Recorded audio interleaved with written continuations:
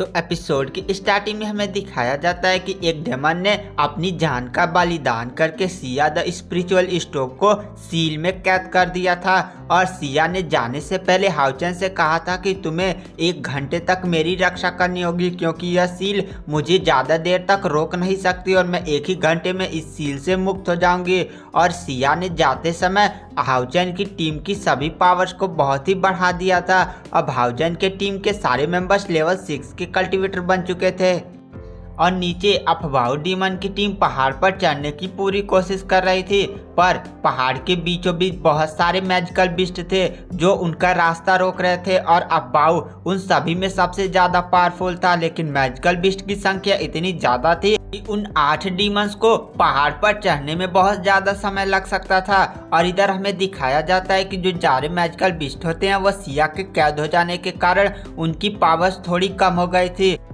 और ऊपर हाउचेन जैसे कहता है कि अगर कोई भी क्रिटिकल कंडीशन यहाँ पर डेवलप होती है तो तुम अपनी मायावी मणि को तोड़कर जय यहाँ से चले जाना। मेरे पास एक बहुत ही सीक्रेट टेक्निक है जिसकी मदद से मैं अपने साथियों को लेकर इस मायावी स्वर्ग से निकल सकता हूँ। तो जय हाउचेन की बातों पर हाँ कर देता है, क्योंकि वह जानता है कि हाउचेन जिस तरीके से अपनी टीम की मेंबर्स को इस मायावी स्वर्ग में लाया है उसी तरीके का वह इस्तेमाल करके ले जा भी सकता है। और तभी कायर हाउचेन के पास आती है और कहती है कि हाउचेन, वो जो प्रिंसेस यूवी है जो डीमंस फॉर्मेशन बनाकर इस पहाड़ पर चढ़ने की कोशिश कर रहे हैं, उसके बीच में प्रिंसेस यूवी मेन कैरेक्टर है। तुम कहो तो उस डेमन प्रिंसेस यूवी को मैं यहीं से मार सकती हूँ, क्योंकि अभी भी मेरी सील उसकी आत्मा पर है। अगर वह मर जाती है तो ये पूरी फॉर्मेशन बेकार हो जाएगी और तब डीमंस उसका सामना नहीं कर पाएंगे। तो हाउचेन कहता है रहने दो, अभी उसकी जरूरत नहीं पड़ी है, उसकी जरूरत पड़ने पर हम ऐसा जरूर करेंगे। और नीचे हमें दिखाया जाता है कि जो डीमंस की टीम होती है वह उन मैजिकल बीस्ट पर भारी पड़ने लगती है, क्योंकि जो सिया थी वह जब चली गई थी तो वो मैजिकल बीस्ट की पावर भी कम हो गई थी। अब अफवाह उन मैजिकल बीस्ट पर कहर बनकर टूट रहा था और उनके 2-2 टुकड़े कर दे रहा था, पर मैजिकल बीस्ट की संख्या अभी भी बहुत ज्यादा थी। तो हाउचेन लाइट एलिमेंटल फेरी की तरफ देखता है और कहता है कि क्या तुम उन बीस्ट की पावर्स को बढ़ा सकती हो? तो लाइट एलिमेंटल फेरी हाँ में गर्दन हिलाती है और कहती है मैं उतना ज़्यादा तो नहीं बढ़ा सकती, लेकिन कुछ हद तक तो बढ़ा ही सकती हूँ। और लाइट एलिमेंटल फेरी पहाड़ से ही एक ऑरा छोड़ती है और उस ऑरा के इफेक्ट से वहां पर मैजिकल बीस्ट की पावर बढ़ने लगती है। और लाइट एलिमेंटल फेरी उन मैजिकल बीस्ट को अपनी भाषा में बताती है कि सिया द स्पिरिचुअल स्टोव अभी सील हो चुकी है, आप लोग चिंता मत करिए, आप लोगों को किसी भी तरह इन डीमंस को पहाड़ तक आने में रोकना होगा। अगर आप लोग ऐसा करने में सक्षम हो जाते हैं, जैसे ही 1 घंटा होगा और सिया पर लगा हुआ सील हटेगा वह तुरंत इन सारे डीमंस को खत्म कर देगी। तो आप लोगों को किसी भी तरह इन डीमंस को पहाड़ तक आने से रोकना ही होगा। और फेरी की इस बात को सुनकर मैजिकल बीस्ट की टीम में जान आ जाती है और फिर से उन डीमंस को रोकने में वह लोग लग जाते हैं और वह फिर से लोग डीमंस पर भारी पड़ने लगते हैं। और इधर जो प्रिंसेस यूवी होती है वह कहीं न कहीं चाहती थी कि हाउचेन यह फाइट जीत जाए, वह हाउचेन को कभी हारता हुआ नहीं देखना चाहती थी। और प्रिंसेस यूवी कहती है अरे ये मेरे मन में कैसा विचार आ रहा है, और तुरंत कहती है कि मुझे अपने साथियों ये फॉर्मेशन जो चल रही है उसे रोकना ही होगा। अगर अफवाह इन सारे मैजिकल बीस्ट को खत्म करता हुआ पहाड़ तक पहुंच गया, अगर हाउचेन को उसने कुछ कर दिया, वो पागल लड़की कायर अपने आप को खत्म तो कर ही लेगी और साथ में मुझे भी खत्म कर देगी। इसीलिए मुझे यह फॉर्मेशन में कुछ ना कुछ गड़बड़ी करना होगा। और वो फॉर्मेशन में कुछ ऐसा कर देती है जिसके कारण जो वीक डीमंस होते हैं वो स्ट्रॉन्ग मैजिकल बीस्ट की तरफ चले जाते हैं और जो स्ट्रॉन्ग होते हैं वो वीक की तरफ, जिसके कारण ये पूरी फॉर्मेशन गड़बड़ा जाती है। और यहाँ पर प्रिंसेस यूवी की तरफ भी एक बहुत ही बड़ा मैजिकल बीस्ट बढ़ने लगता है और इस सारी फॉर्मेशन को इतनी गड़बड़ होता हुआ देखकर अफवाह डीमन पीछे घूमता है और गुस्से में चिल्लाता है आखिर कौन है। तभी वह देखता है कि प्रिंसेस यूवी की तरफ एक बहुत ही स्ट्रॉन्ग मैजिकल बीस्ट पड़ा है और तुरंत अपनी पावर्स का यूज करते हुए उस मैजिकल बीस्ट को खत्म कर देता है। और प्रिंसेस यूवी तुरंत उससे माफी मांगती है तो अफवाह उसे मुस्कुराते हुए माफ कर देता है। अगर प्रिंसेस यूवी की जगह और कोई होता तो वह कब का उसे मार चुका होता। और यहाँ पर प्रिंसेस यूवी को माफ करने का एक और रीजन है आज से 2-3 साल पहले जब अब्बाऊ मून डेमन गॉड एम्परर यानी सेकंड डेमन गॉड एम्परर के महल में आया था, तब उसने वहां पर प्रिंसेस यूवी को देखा था और उसे पहली नज़र में उससे प्यार हो गया था और अब्बाऊ उससे कहीं ना कहीं शादी करना चाहता था। लेकिन सबसे बड़ी समस्या अब्बाऊ के लिए यह थी कि वह डेमन गॉड एम्परर का बेटा है और demon god emperor dragon devil कबीले से बिलोंग करता है और ड्रैगन डेविल कबीले वाले अपने कबीले में ही शादी करना पड़ता है क्योंकि उनका मानना है कि उनका रक्त दूषित नहीं होना चाहिए। और जब अब्बाऊ ने अपने पिता डेमन गॉड एम्परर से कहा था कि मुझे प्रिंसेस यूवी से शादी करना है, तो डेमन गॉड एम्परर ने उसे सख्त मना कर दिया था क्योंकि प्रिंसेस यूवी एक आधा मानव है और आधा दानव है। मतलब उसके पिता दानव थे और मदर इंसान थी, इसीलिए डेमन गॉड एम्परर यह शादी के लिए नहीं मानते हैं क्योंकि उससे उनका रक्त दूषित हो जाता है। और इसी बात के बहस में डेमन गॉड एम्परर और अब्बाऊ के बीच काफ़ी ज़्यादा बहस हुई थी और डेमन गॉड एम्परर ने अब्बाऊ से कहा था कि तुम प्रिंसेस यूवी को अपना रखैल बना सकते हो, लेकिन तुम उसे एक आधिकारिक पत्नी का दर्जा नहीं दे सकते। अब्बाऊ ऐसा नहीं करना चाहता था और उसने अपने पिता से कहा था कि मैं प्रिंसेस यूवी को एक आधिकारिक पत्नी का दर्जा देना चाहता हूँ। और इसी बात को लेकर डेमन गॉड एम्परर और अब्बाऊ के बीच में बहुत ज़्यादा बहस हुई थी और डेमन गॉड एम्परर ने अब्बाऊ को धमकी दी थी कि अगर वह ऐसा कुछ भी करने की कोशिश करता है तो उसका उत्तराधिकारी का ताज उससे वापस ले लिया जाएगा। लेकिन डेमन गॉड एम्परर जानता था कि अब्बाऊ काफ़ी ज़्यादा प्रतिभाशाली है और वह सब युवराजों में काफ़ी ज़्यादा टैलेंटेड है।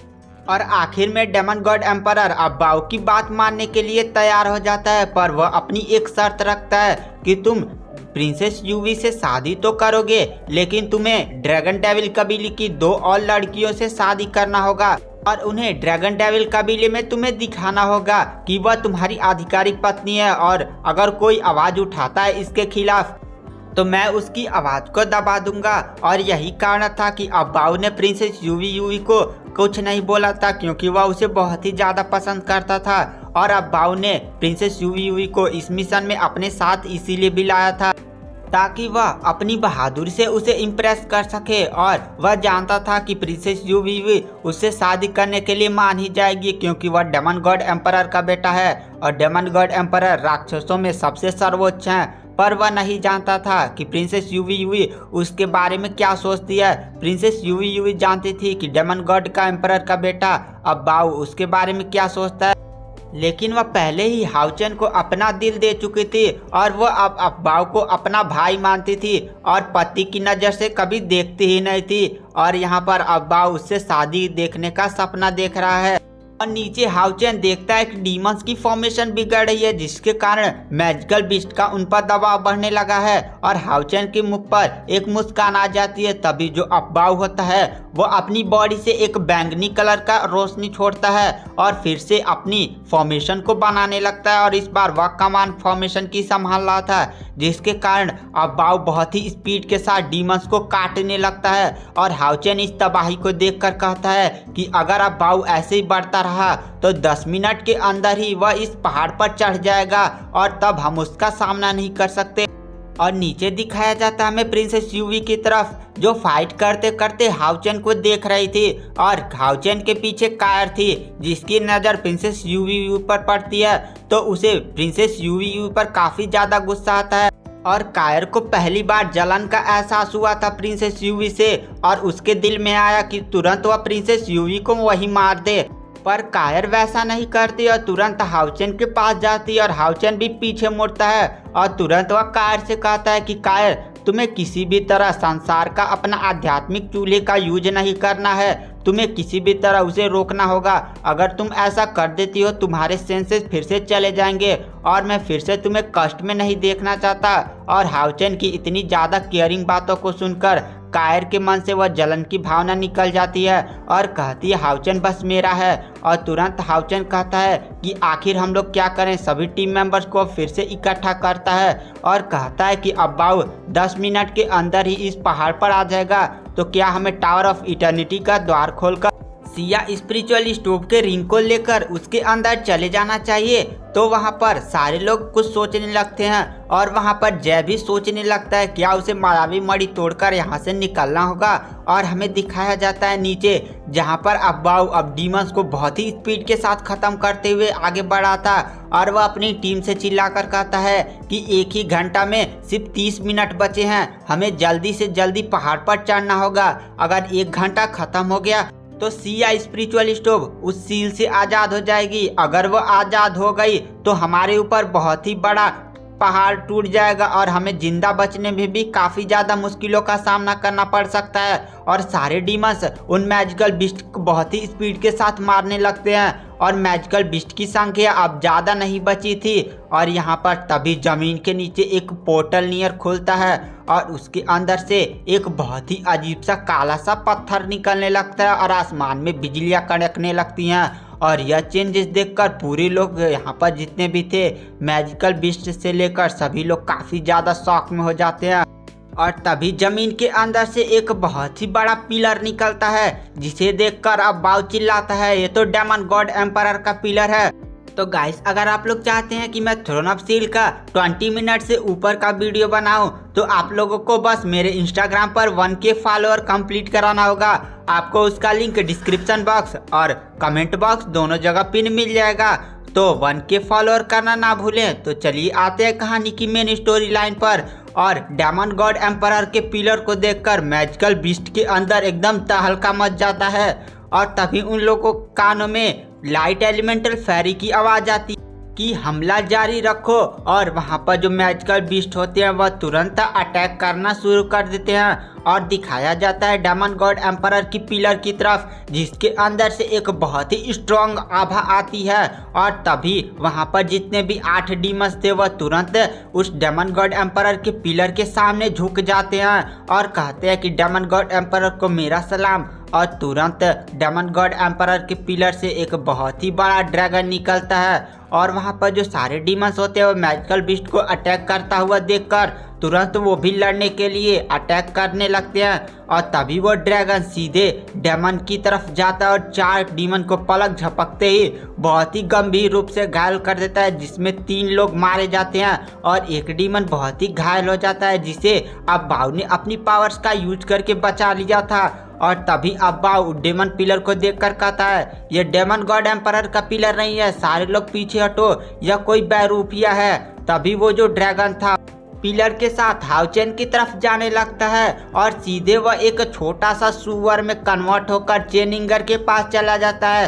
तो गाइस हमें यहाँ पर पता चलता है कि जो चेनिंगर का बिस्ट पार्टनर मेलोडी वही छोटा सुअर था, उसने डेमन गॉड एम्परर का रूप धरा था और उसका रूप इतना ज़्यादा भयावह था कि वहाँ पर अब्बाऊ तक कंफ्यूज हो गया था कि आखिर ये डेमन गॉड एम्परर नहीं है। और वहाँ पर वो जो राक्षस थे उनके लिए इससे बड़ी शर्म की बात और कोई भी नहीं हो सकती कि वो लोग डेमन गॉड एम्परर की आभा को नहीं पहचान सके। और अब्बाऊ इस बात पर काफ़ी ज़्यादा गुस्सा होने लगता है और उसकी बॉडी से एक बहुत ही स्ट्रॉन्ग ऑरा निकलता है। अब उसका गुस्सा चरम पर आ चुका था क्योंकि उसके 3 साथी मारे जा चुके हैं और एक घायल हो चुका है। अब केवल 5 ही बचे हुए हैं और वो सारे डीमंस भी काफ़ी ज़्यादा गुस्सा थे और हाउचेन के चेहरे पर एक बहुत ही बड़ी मुस्कान थी। और यहाँ पर मेलोडी जिसने डेमन गॉड एम्परर का रूप धरा हुआ था उसकी पूरी बॉडी के अंदर अब कोई भी स्पिरिचुअल एनर्जी नहीं बची थी। हाउचेन ने बस सोचा था कि जो मेलोडी होगा वह उन लोगों को केवल भ्रमित करेगा, पर हाउचेन को यह विश्वास ही नहीं हो रहा था कि चेनिंगर का बिस्ट पार्टनर छोटा सा सुअर इतना ज़्यादा भयावह हो सकता है कि वह एक ही अटैक में 3 डीमंस को मार सकता है और उसके रूप धरने की क्षमता इतनी ज़्यादा भयावह होगी। तो गाइस अगर आप इसका नेक्स्ट एपिसोड चाहते हैं तो इंस्टाग्राम पर जाकर मेरे 1K फॉलोअर कंप्लीट करा दें क्योंकि नेक्स्ट एपिसोड जल्दी हमारे चैनल पर अपलोड हो जाएगा। Thank you, bye bye.